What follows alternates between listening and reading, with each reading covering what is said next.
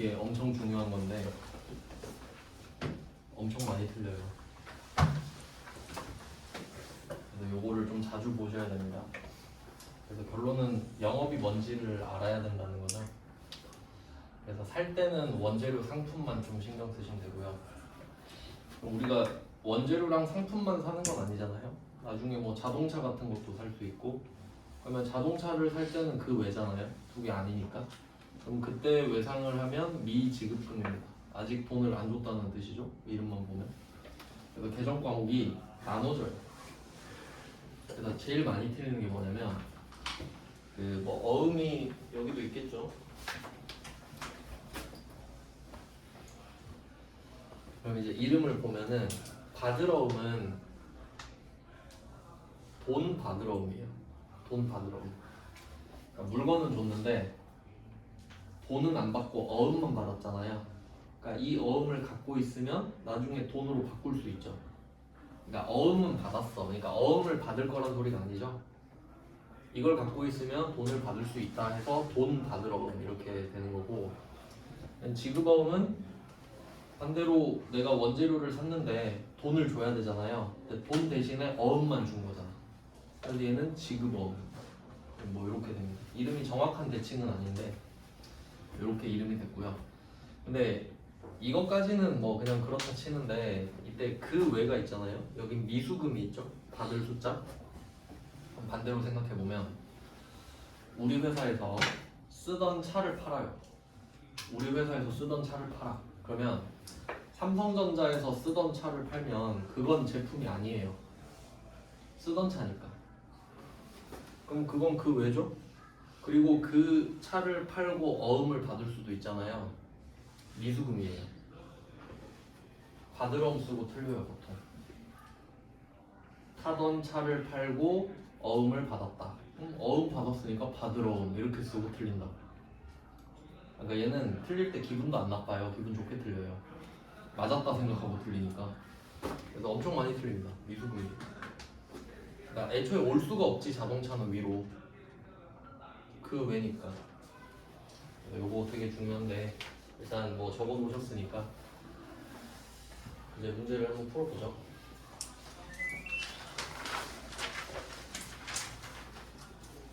16번 할 차례인데, 그래서 아까 뭐 말씀드린 대로 얘 둘은 선택의 문제가 아니라 외상 매출금이 받으러움이 됩니다. 16번 문제를 보면 알 수가 있어요. 16번을 한번 읽어보겠습니다. 매출 거래처인 희망기계의 외상 매출금 650 이렇게 돼 있는데, 여기서는 매출 거래처라고만 하고 얘네가 상품을 사가는지 제품을 사가는지 말을 안 하잖아요. 상관이 없기 때문에 말을 안 하는 겁니다. 그러니까 제품 매출을 하든 상품 매출을 하든 외상 매출금이 나오는 건 똑같거든.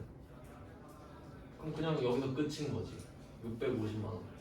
그럼 이게 이미 650만 원이 있단 소리예요. 외상 매출금이. 근데 이거에 대해서 어음을 받았대잖아. 그래서 아까 말씀드린 대로 물건을 딱 보내는 순간 외상 매출금이라고 적어놓은 거예요. 근데 얘네들이 검수가 끝났겠지? 그리고 어음 보낼게요 하니까 받은 거야. 그럼 기존에 있던 외상 매출금을 받으러움으로 바꾸면 되겠죠. 자, 여기서 또 중요한 게 있는데, 이 받으러움이랑 지급어음은 계정 과목 이름입니다. 근데 실제로 받은 건 약속어음이에요. 약속어음. 그러니까 이거 구분 잘해야 돼요. 약속어음.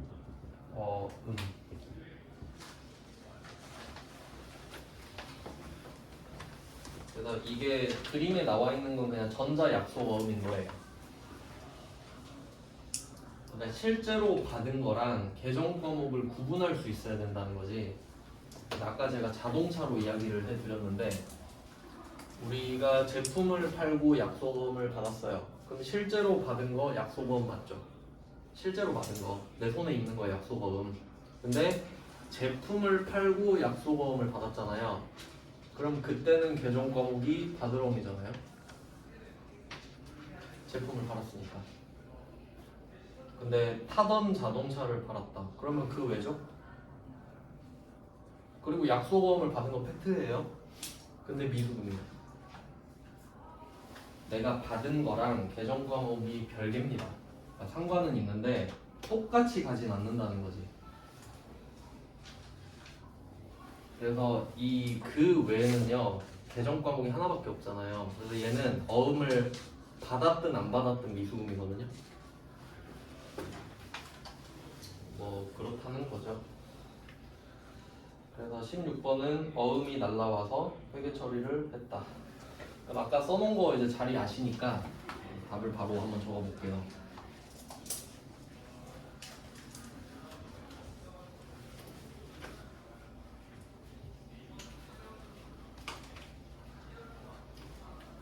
그러니까 방금 제가 말씀드린 게 이 매출 채권의 반대가 미수금이거든요. 그러니까 상관관계가 이렇게 돼요. 왜냐면 매출 채권은 두 개니까. 그러니까 미수금은 매출 채권 자체랑 대응되는 애잖아요. 이렇게 된 거예요. 그럼 이때 관계가 어떻게 되냐면 우리가 받을 어음이라는 계정 과목을 썼어요. 받을 어음이라는 계정 과목을 썼어. 그러면 무조건 약소보험을 받았어요. 약소보험을 받아야 받을 어음을 쓸 수 있는 거잖아요. 일단 그래요. 근데 미수금을 썼다. 그러면 또 반대로 해볼게요. 그럼 약소보험을 받으면 무조건 받을 어음이냐? 그건 아니지. 그러니까 받을 어음을 썼다는 건 약소보험을 받았다는 뜻이에요. 근데 약소보험을 받았다고 해서 반드시 받을 어음인 건 아니야. 이런 관계가 성립한다고요. 왜냐면 약소보험이 받을 어음도 만들고 미수금도 만들 수 있으니까. 근데 받을 어음을 결과적으로 썼으면 난 약소보험을 받았겠지. 이런 관계. 엄청 많이 틀려요. 미수금 내면 다 틀리거든요. 답을 보면은 아까 그 위치가 대변에 제품 매출이 있고 처음에 제품 매출이 대변 그리고 외상 매출금이 차변이에요. 이제 자리가 없어져야 되니까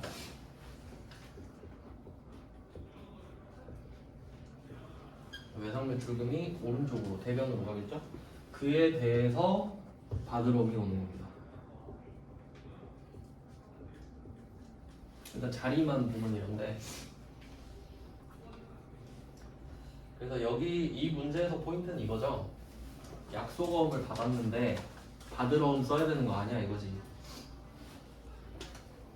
그러면 얘는 어떻게 생각해야 되냐면 그러니까 사실 이게 제품 매출인지 상품 매출인지 몰라요. 왜냐면 그냥 매출처라고만 했거든요. 근데 상관없어요 뭐든. 근데 이게 제품 매출이니까 받을 어음인 거예요. 결과적으로 이 어음을 받은 거를 뿌리까지 찾아가다 보니까 아 매출한 결과물로 받은 거잖아요. 그러니까 지금 외상 매출금 때문에 받은 게 아니라 제품 매출 때문에 받은 거잖아요. 근본을 찾아가야 된다고. 그래서 막 아까 그 표 보고 아니 제품 매출, 상품 매출 빼고는 다 미수금이라면서요. 외상 매출금이니까 미수금이죠. 이러면 안 된다고. 제품 매출이 외상 매출금을 만들었고 결국 얘도 이거잖아요. 그러니까 외상 매출금은 이 제품 매출이 받을 어음이 되기까지 그냥 중간다리 역할만 해주는 애잖아요. 그걸 알아야 된다고. 그래서 이렇게 자리를 잡고 금액을 써줄 겁니다. 그러면 외상 매출금은 650만 원이거든요. 그러면 외상 매출금이 있다는 것 자체가 돈을 못 받았다는 뜻이잖아요. 그러면 거래처가 나와줘야겠죠. 희망 기계 해서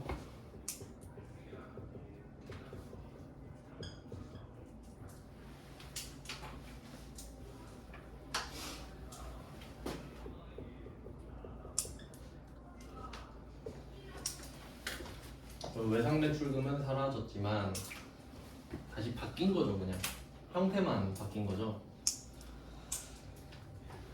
근데 또 보니까 어음을 500만 원짜리 보냈단 말이에요. 금액이 또 다르네요.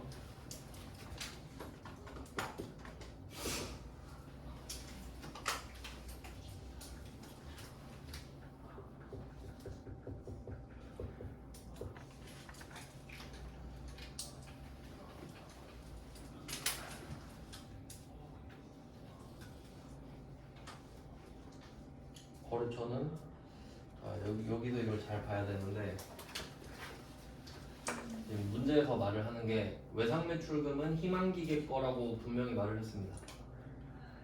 그래서 외상 매출금은 희망기계 이렇게 써놨는데 그거에 대해서 어음을 받았잖아요.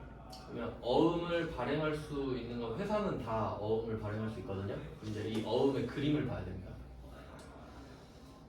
이 어음에서 왼쪽 위에 보면은 성모기계 주귀하 이렇게 돼 있죠.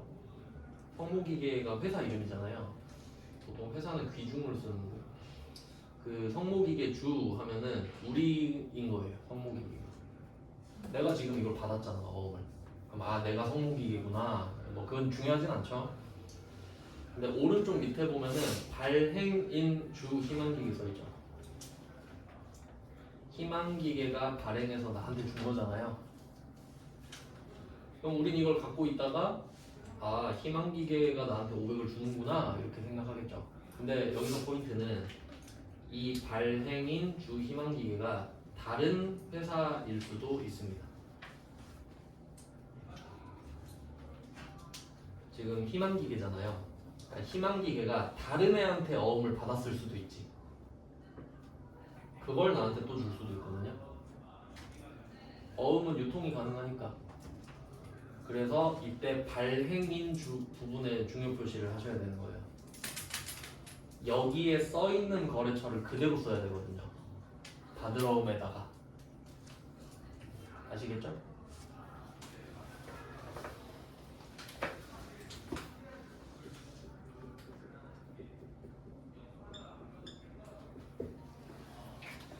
답만 써놓으면 나중에 헷갈리거든요. 이 희망기계는 발행인에 써 있는 걸 쓴 거예요.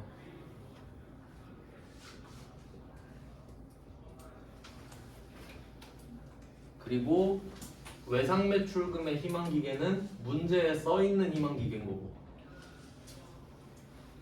연결을 해놔요. 외상매출금은 외상매출금 왼쪽에 있는 희망기계랑 묶어놓고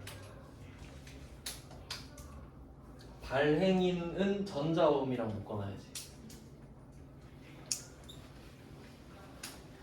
그래서 결론은 뭐냐면 외상매출금에 써있는 희망기계는 절대 안 바뀝니다. 희망기계랑 지금 이야기하고 있으니까. 근데 받으러옴에 써있는 거래처는 반드시 희망기계인 건 아니죠. 희망기계가 다른 애한테 받은 뭐 절망기계한테 받아서 나한테 줬을 수도 있잖아. 그럼 그때는 이름을 바꿔줘야 됩니다. 뭐 그런 이슈가 있어요.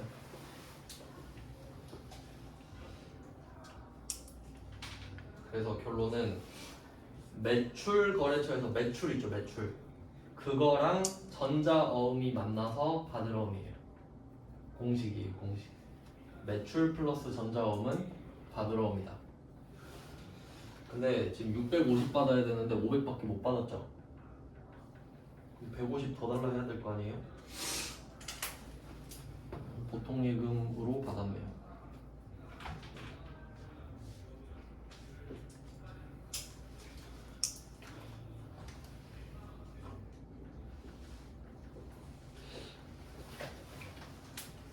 이게 16번 문제의 답입니다. 아래쪽에 본 게.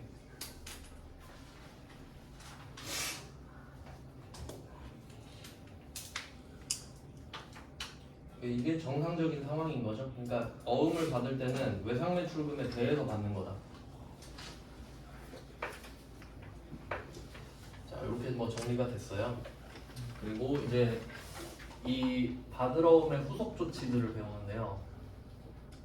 그러니까 이게 상황이 외상매출금 다음에 받으러옴이 되는 거다 보니까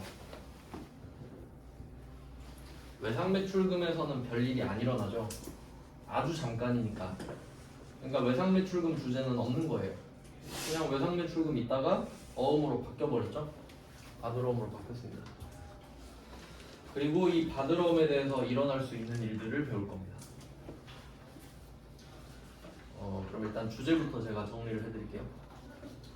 16번은 그냥 어음을 받은 최초의 상황이고요. 그 다음에 17번 문제 한번 보시면은 17번 문제 두 번째 줄에 추심의뢰라고 써 있어요. 추심의뢰. 좀 어려운 용어들이 나오는데 정리를 잘 해두셔야 합니다. 여기서 추심이라는 단어는 보통 채권 추심 이렇게 씁니다. 채권 추심.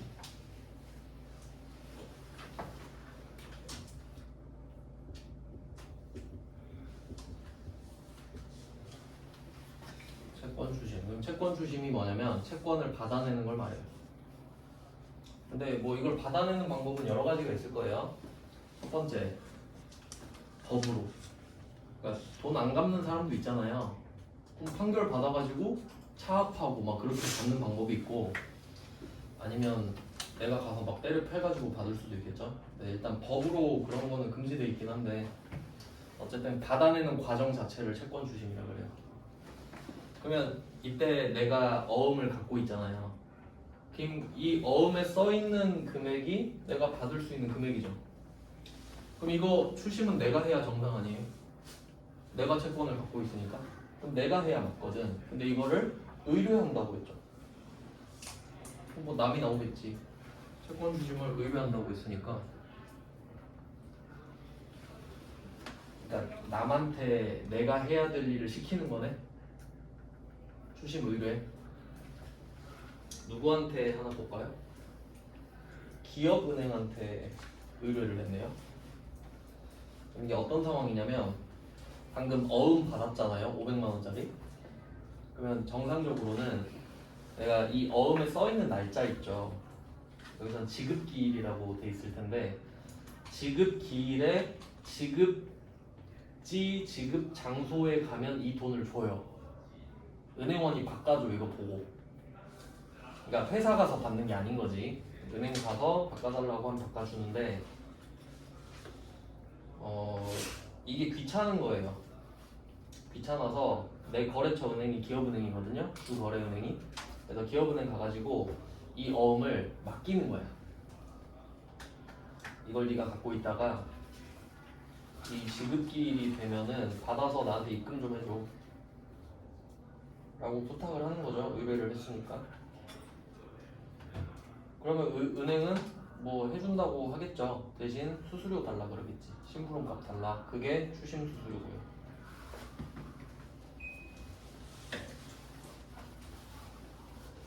그런 상황이에요. 그러니까 내가 하면 되는데 굳이 남한테 시켜서 수수료를 주는 상황인 거죠. 그래서 이거는 추심 의뢰 정도만 표시해 두시면 되겠고, 그러니까 이건 어음을 받았으니까 가능한 거죠. 다음은 18번. 18번 문제는 약속어음 이렇게 돼 있죠. 약속어음을 할인했다고 돼 있네요. 할인. 여기서는 약속어음, 할인, 매각거래 이렇게 세 개 표시해야 돼요. 약속어음, 할인, 매각거래 이렇게 세 개를 표시해야 세트입니다. 왜냐면 여기서 어설프게 할인만 표시를 해놓으면 아까 15번 문제에서 했던 할인이랑 똑같잖아요. 그러니까 상황이 다르죠. 그래서 이 18번은 정확히 말하면 약속어음을 할인하는 겁니다. 약속어음을 할인했다. 그럼 할인은 보통 싸게 팔았다잖아요. 얘는 뭐 어떤 상황이냐면 여기서 그 금리라는 개념이 나오는 금리. 뭐 약속어음 500만 원 이렇게 돼 있는데 간단하게만 할게요. 계산을 하라고는 안 내니까 구조만 좀 설명을 드리겠습니다.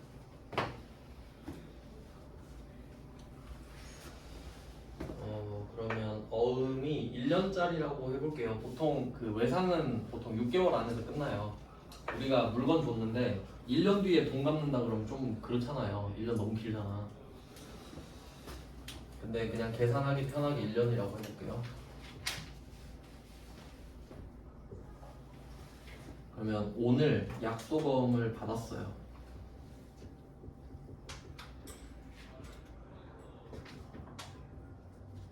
자, 자, 여기서 포인트는 약소보험을 받았다고 했죠? 이게 받으러움인지 미수금인지는 안 중요해요. 일단 지금 이론을 보는 거기 때문에 약소보험을 받았어요. 근데 보니까 날짜가 1년 남았어. 1년 남았어요. 근데 금액은 500만 원이라 돼 있죠? 그럼 금액이 500만 원 써 있단 말이에요. 근데 이제 여기서 금리가 나와야 돼. 금리.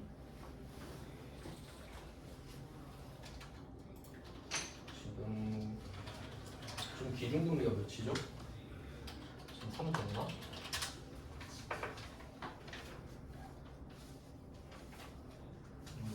3이 낫다. 3.0인데 그러면 3%는 기준금리고 은행들은 여기서 조금 더 붙이거든요. 자기들도 마진을 먹어야 되니까. 근데 뭐 그냥 3%로 할게요. 지금 기준금리가 3%예요. 참고로 이 기준금리는 그 우리나라 중앙은행이 한국은행이죠. 한국은행이 시중은행들 있죠. 걔네들한테 돈 빌려줄 때 쓰는 금리예요. 그러니까 기준금리야. 그럼 걔네들이 3%에 떼와가지고 우리한테 4%로 빌려주겠지. 그래야 돈 버니까. 기준금리는 그냥 기준이에요, 말 그대로. 그러면 이게 3%가 됐다 하면은 이 3% 있죠. 이게 돈의 가치거든요. 무조건 금리는 연단위예요. 무조건이야.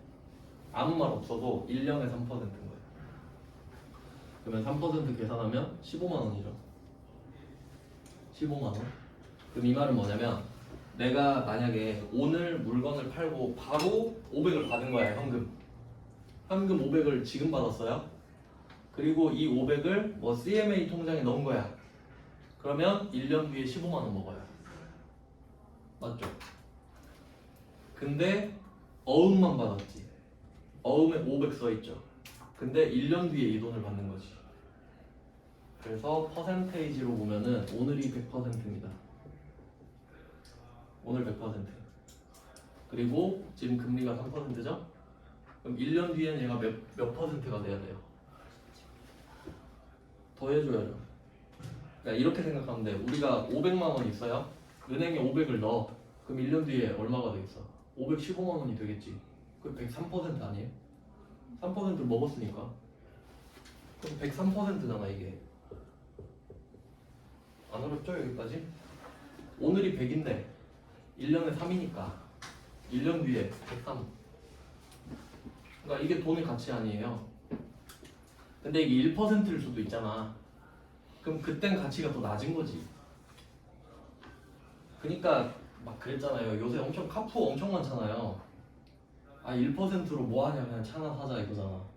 근데 이제 3% 돼서 상황이 많이 바뀌었지. 그러니까 사람들이 왜 다 주식하고 비트코인 했어요? 은행에 1억 넣어봤자 1년 뒤에 100만 원 주잖아. 그럼 내가 왜 이거 은행에 돈 넣고 있어? 그냥 비트코인 내가 하고 말지. 이렇게 된 거 아니에요? 근데 금리가 3% 되니까 어떻게 돼? 아 그냥 은행에 넣는 게 낫겠다. 주식 해보니까 내가 3%안 나거든 수익이. 그럼 3% 정도 되면 괜찮거든요? 그럼 은행에 넣어. 그럼 한 3.5% 주거든 지금. 그러니까 금리가 화폐량을 결정시키는 거야. 그래서 주가가 떨어진 겁니다. 사람들이 다 주식에서 돈을 빼버리잖아. 그래서 금리가 되게 중요한 거라니까. 그러니까 금리가 오르면은 주가가 떨어지는 건 정해진 거야. 아까 카카오 박살났다고 그러잖아요. 카카오가 못한 것도 있는데 금리가 올랐잖아. 다 떨어졌잖아요. 특히 많이 떨어졌지. 카카오를 뭐 사는 건 아닌 것 같긴 한데. 그러면 이렇게 됐단 말이죠. 그러면 이제 이걸 알아야 돼. 오늘 500을 받았으면 나는 이걸 불려서 1년 뒤에 515만 원 만들 수 있거든. 근데 어음을 받았잖아요. 근데 1년 뒤에 500을 받는 거야. 이렇게 돼버린 거지. 그러니까 결론은 외상을 준 것 자체가 손해야. 그러니까 현금은 무조건 비싸. 현금이 비싼 이유 아시겠죠? 그러니까 이렇게 한번 생각을 해보면은 원래는 500만 원 해서 515만 원 돼야 되잖아요. 이게 정상이잖아. 그럼 이쪽 방향은 우리가 은행에 예금했을 때 생각하면 돼요. 근데 이제 바뀌어버렸어.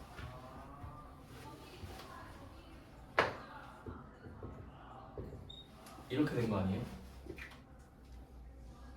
나 1년 뒤에 500 받잖아. 근데 103%인 건 똑같아. 그럼 이걸 땡기는 작업을 해요. 이걸 현재 가치로 할인했다고 해요.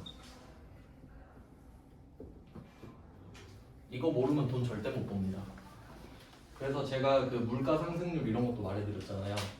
그러니까 사람들은 보통 돈에 써있는 액면 금액만 보고 판단하거든요. 근데 이게 실제 가치야. 실제 가치. 제가 계산기를 한번 두드려 볼게요. 그러니까 여기서 핵심은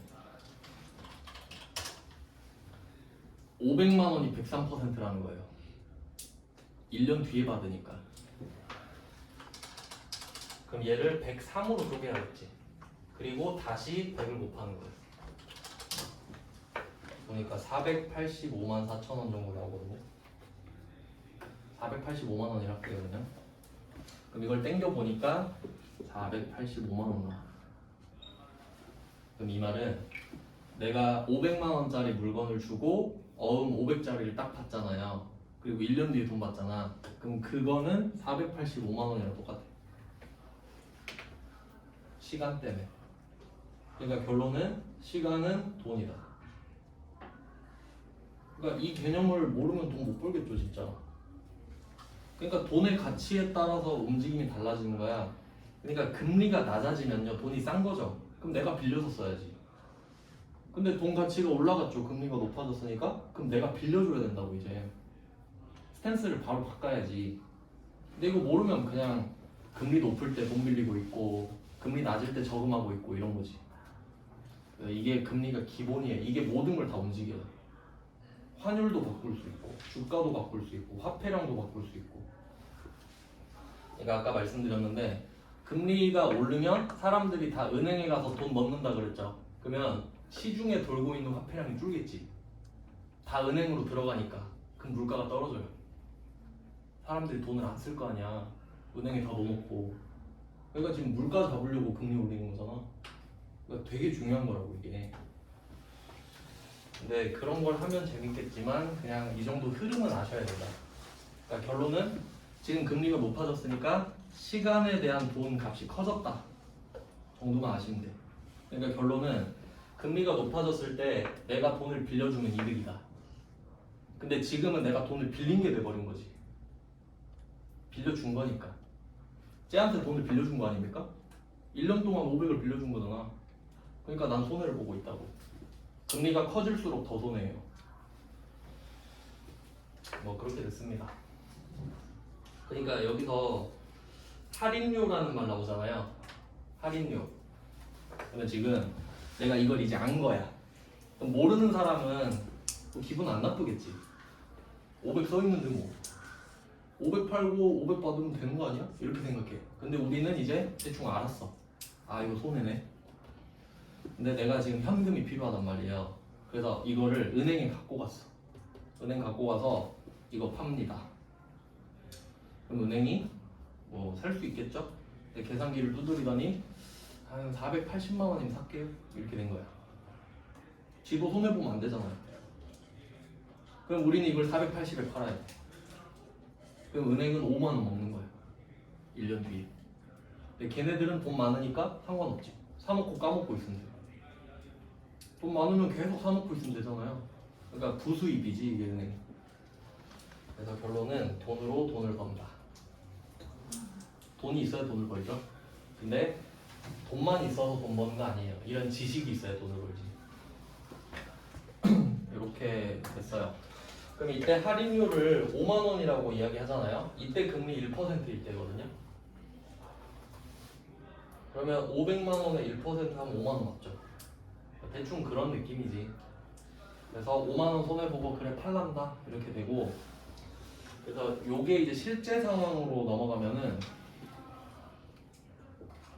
깡이라는 말이죠. 깡. 카드깡 들어봤어요?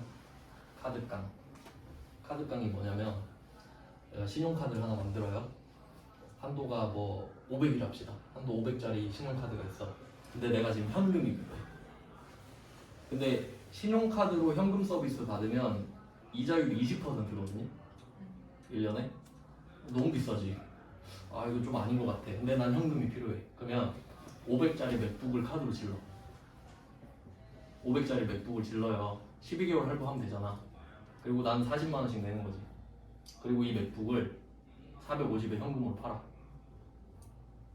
카드값. 카드값. 근데 이게 어음으로 하면 어음값. 근데 현금이 480이 필요해. 그럼 500만 원짜리 물건을 들고 가서 쟤한테 팔면 되지. 야, 물건 팔게. 저 돈 없어요. 그냥 어음 하나만 줘. 어음 받아서 팔아버리는 거. 어음값. 근데 우리 회계 전환회계 1급 배우는데 어음깡 이렇게 나오진 않을 거 아니에요? 그걸 약속 어음 할인 매각 거래 이렇게 한다고. 깡 맞죠? 현금으로 바꾸는 걸 깡이라 하니까. 그래서 원래는 전문 용어가 팩토링이라고 있는데 뭐 그런 건 내진 않고요. 그냥 뭐 그런 맥락이다 라고 보시면 돼요. 그러니까 얘는 금리의 영향을 받겠지. 근데 우리 시험 난이도로는 금리를 계산하세요 이러진 않을 거 아니에요. 왜냐면 내가 은행에 어음을 들고 갔는데 은행원이 계산해보세요 이러진 않을 거 아니야. 지가 계산하겠지. 그러니까 우리가 계산을 할 이유는 없죠. 근데 방향은 알아야 된다고. 금리가 클수록 손해를 보겠군 정도는 알아야지. 뭐 두 번째 주제는 약속어음 할인 매각거래. 매각은 팔아버리는 걸 말하죠. 근데 참고로 왜 매각거래라는 말이 나오냐면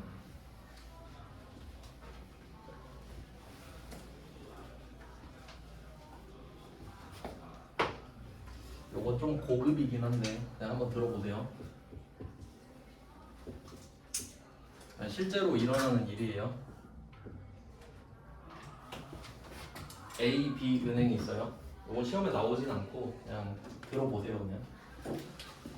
그냥 B가 A한테 매출을 했어요. B가 물건을 팔았어. 그럼 A가 돈 줘야 되죠. 근데 약속어음을 주겠대.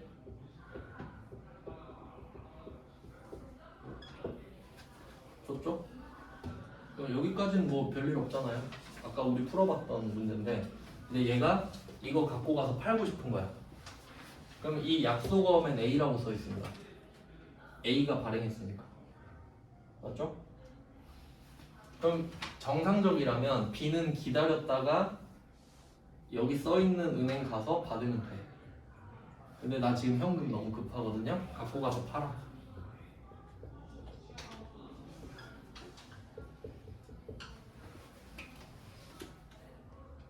팝니다. 자, 은행한테 가서 판다 그래요? 그러면 그냥 상식적으로 생각해봐요. 여기 500이 써있어요. 은행한테 가서 판다 그랬어. 그러면 여러분이 은행이잖아요? 그럼 이렇게 말을 해야 돼. 내가 이거를 살 수는 있다. 480에 살게. 근데 내가 나중에 이 어음을 들고 얘한테 갔을 때 혹시 돈 안 준다 그러면 어떡해? 이거부터 물어봐야 되는 거 아니? 그걸 부도라 그래요. 나 어음 받았지. 받았는데 갖고 갔잖아요? 500만 원 주세요 했는데 얘 돈이 없는데? 그럴 수 있잖아요. 얘 지금 통장에 잔고가 없는 거야. 그게 부도예요. 부도 날 수가 있지. 그러니까 은행은 그것부터 물어본다고. 내가 나중에 A한테 갔을 때 500 달라 그랬는데 부도 나기만 해봐. 그러면 네가 나한테 돈 줘야 돼 라고 확답을 받아놔. 맞죠? 그게 상환 청구권이에요. 근데 너무 당연한 말 아니에요? 바보가 아니잖아. 그러면 은행이 480에 사놓고 갔는데 안 주면 어떡해? 480 날린 거죠. 그럼 장사가 안 되잖아. 그러니까 가서 내가 배지를 먹으면 내가 너한테 가서 상환을 청구할게. 그럼 네가 500 주는 거야. 오케이? 해놓고 대답 들어야 사간다고. 맞죠? 그래서 이때 480을 쏴주는 거란 말이에요. 그럼 상환 청구권이 걸려있지 지금. 그럼 우리 입장에서는 이 약속어음 500만 원짜리를 보여주고 480을 빌린 거예요. 나중에 500 달라고 그러면 500 갚아야 되잖아 지금. 이게 차익 거래야. 그러니까 원래는 이 약속어음을 팔 때 차입 거래지. 그러니까 팔고 끝 이게 아니잖아. 그러니까 팔고 끝 이러려면 얘가 부도가 나든 말든 난 그냥 480 먹고 끝이어야 되는 거예요. 그러니까 원래는 차입 거래인데 여기서 그냥 매각 거래로 처리한다 돼 있잖아요. 그냥 이렇게 합시다 이 말이에요. 원래는 아닌데 그냥 그런 걸로 할게요 이런 느낌이지. 그냥 참고하시면 됩니다. 그러니까 매각 거래로 처리한다라는 말이 없으면 안 되는 거예요. 그러니까 반드시 나온다라고 설명을 드리는 거예요. 그럼 두 번째 이슈를 받고 이제 세 번째로 갈게요. 19번인데 19번은 배서양도 중요합니다. 엄청 시험에 잘 나옵니다. 배서양도 세 번째 이슈가 배서양도입니다. 그래서 지금 약속 어음에서 파생되는 주제를 하고 있는데 처음이 추심 의뢰고요. 뭐 추심 의뢰라고 할 수도 있고 위임한다고 말할 수도 있거든요. 그러니까 너한테 위임하겠다 뭐 이 정도 느낌도 나올 수 있겠죠. 요새는 이런 식으로 좀 패러프레이징을 많이 해요. 그러니까 같은 뜻인데 다른 단어로 바꾸는 거 있죠.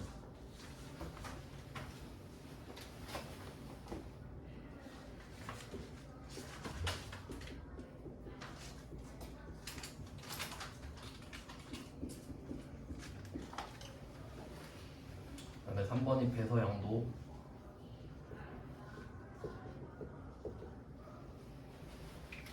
엄청 잘 나옵니다. 배서양도.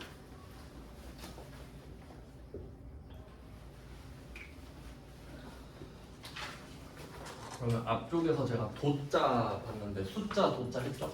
매도 매수 하면서 양도 양수 이렇게 되는 거고. 그러면 도자는 일단 나간다라고 하셔야 되겠죠? 나한테서 나간다. 그럼 지금 약속어음 이야기하고 있죠? 그러면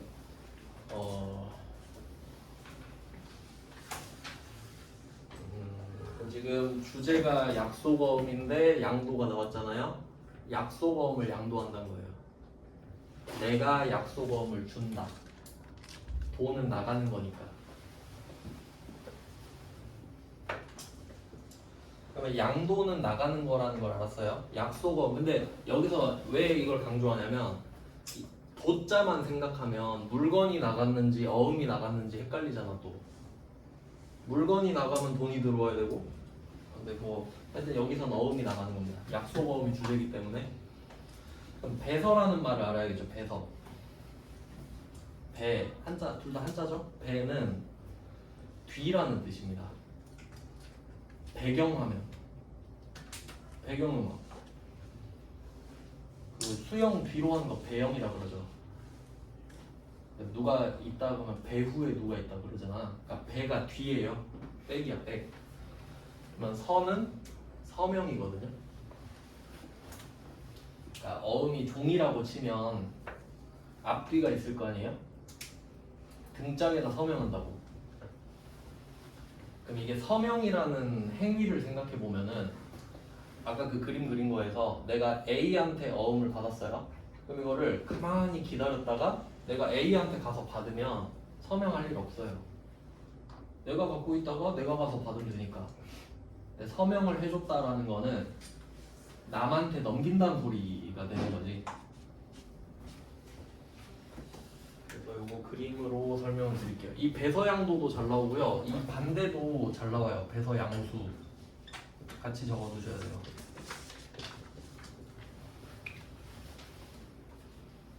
한 문제는 반드시 나올 겁니다. 배서양도든 배서양수든 간에.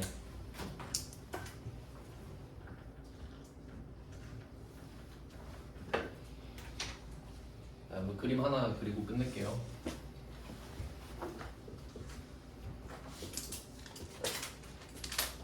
A, B, C 그리겠습니다. A, B, C.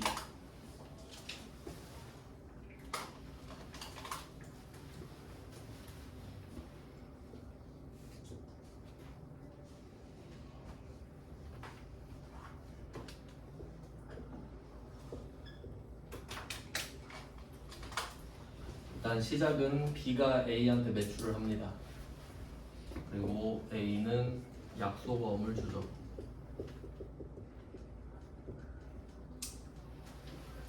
그리고 계속 강조하지만 이 약속어음은 계정 과목이 아닙니다. 그냥 약속어음입니다. 그러면 이렇게 하면 뭐 거래가 끝났는데, 근데 B도 물건을 사야 될 수가 있잖아요. 그래서 B가 이거는 C한테 물건을 사는 거야.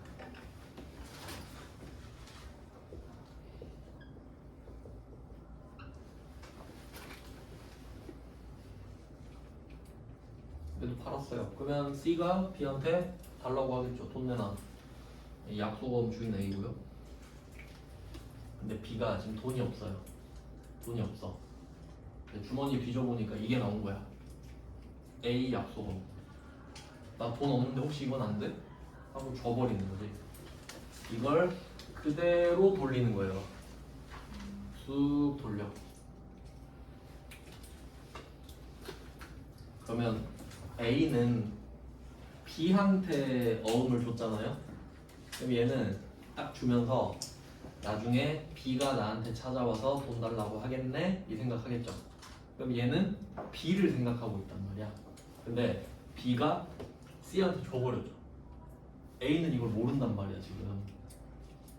알게 뭐예요? 왜 어떻게 알겠어요? 그러면 나중에 갑자기 C가 찾아오거든요. 뭐 회사로 찾아오진 않지만 그냥 그 이해하기 쉽게 말씀을 드리면,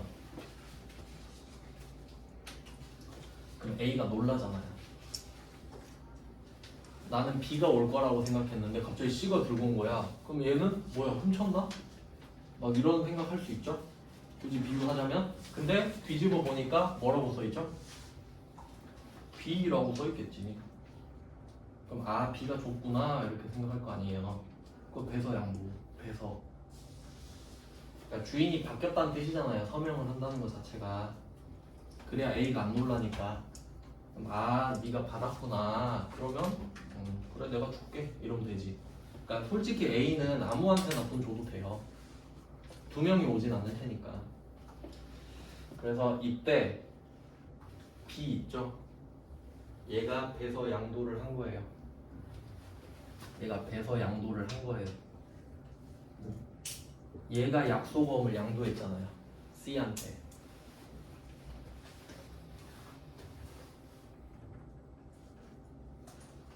그럼 B는 했죠? 그러면 C는 당했죠? 그러면 얘는 의도한 바는 아닌데 배서 양수가 돼버리죠. 얘가 양도했으면 난 양수지 뭐. 쟤가 줬으면 난 받는 거지. 그럼 그냥 배서 양수예요 얘는.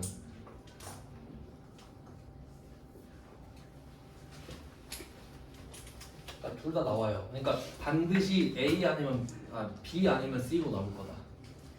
그러니까 이 그림에서 내가 B다 싶으면 배서 양수인 거야. 근데 이 그림에서 내가 C다 싶으면 배서 양수인 거지. 회계 처리도 달라지고 하겠죠? 그래서 제가 19번에는 배서 양도를 넣고요. 그리고 그 오늘 그린 거 있죠? 5페이지. 네, 20번 있잖아요. 20번을 보시면은 배서 양도 받았다 돼 있죠. 그러니까 일부러 이렇게 낸다고. 배서 양수 하면 알아버릴까봐. 그럼 배서 양도를 받았으면 배서 양수 이렇게 해석을 할 수 있어야겠죠. 그래서 일부러 두 개를 같이 넣어놨거든요. 뭐 회계 처리는 내일 해보고 네 번째 주제까지 써놓고 끝내겠습니다. 4개 있는 건데, 자, 그 다음 문제가 네 번째 주제입니다. 22번 문제 보시면은 22번에 부도라고 나와요. 부도. 이게 돈을 못 받는 상황을 말해요. 부도. 근데 부도 하면은 보통 아는데 들어봤으니까. 근데 부도의 원래 이름이 21번에 보시면은 지급거절이라고 돼 있죠. 원래 이름이 지급거절이에요. 그러니까 은행 가가지고 어음 딱 내밀었는데 은행원이 지급 거절할 거 아니야. 돈 없으니까. 그게 부도라 그러는 거예요. 그러니까 이렇게 패러프레이징 한다 했잖아요. 그래서 부도라고 하면 틀리게끔 해놓은 거지. 지급, 거절, 부도 이렇게까지 하셔야 됩니다. 그래서 이 약속어음을 받았을 때 그 뒤에 일어날 수도 있는 일들을 다 적은 거지. 여기까지 정리하고 내일 회계 처리하는 걸 배우겠습니다. 오늘은 여기까지 할게. 고생하셨습니다. 시험이 없는 거죠. 네.